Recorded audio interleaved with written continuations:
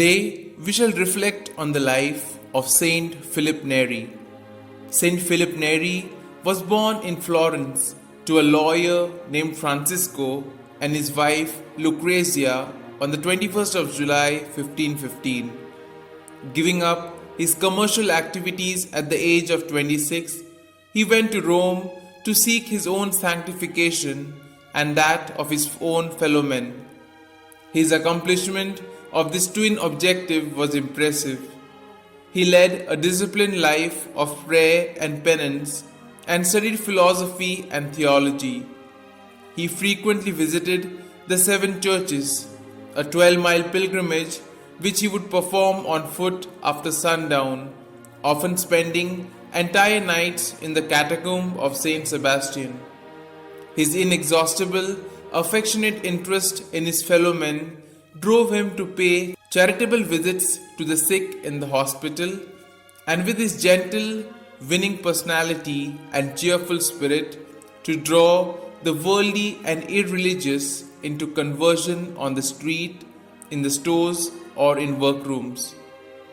In 1548, he founded a confraternity to care for poor pilgrims, and he then started the monthly adoration of the Blessed Sacrament.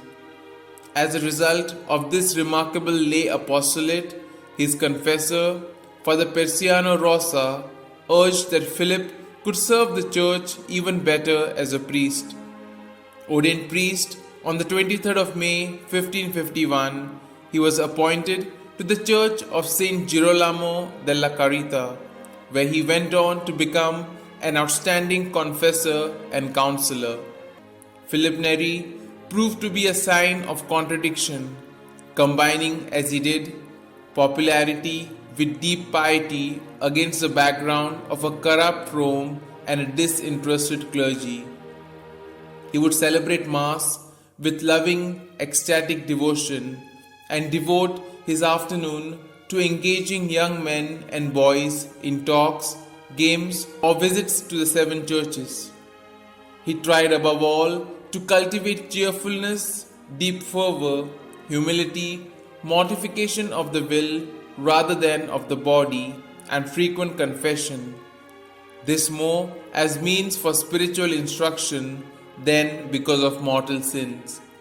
His confessional was thus frequented by cardinals, clerics, and beggars alike, and among those who consulted him were the saints of great renown like Ignatius of Loyola and Charles Borromeo. Philip could bring home to the minds of people spiritual truths in the most unusual but efficacious ways.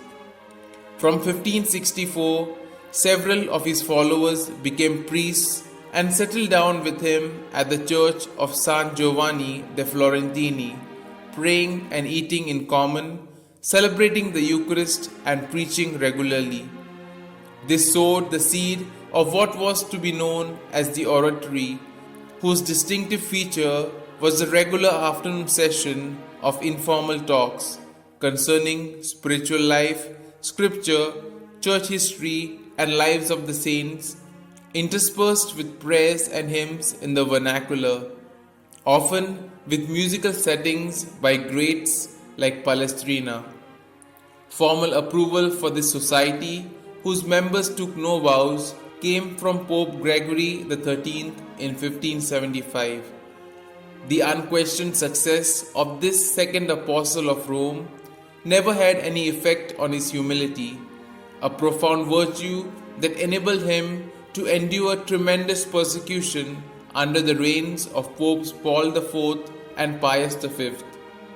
One of the most outstanding mystics during the Counter-Reformation, Philip passed away on the feast of Corpus Christi, that is, the 26th of May 1595, and was canonized by Pope Gregory XV on 12th of May 1622.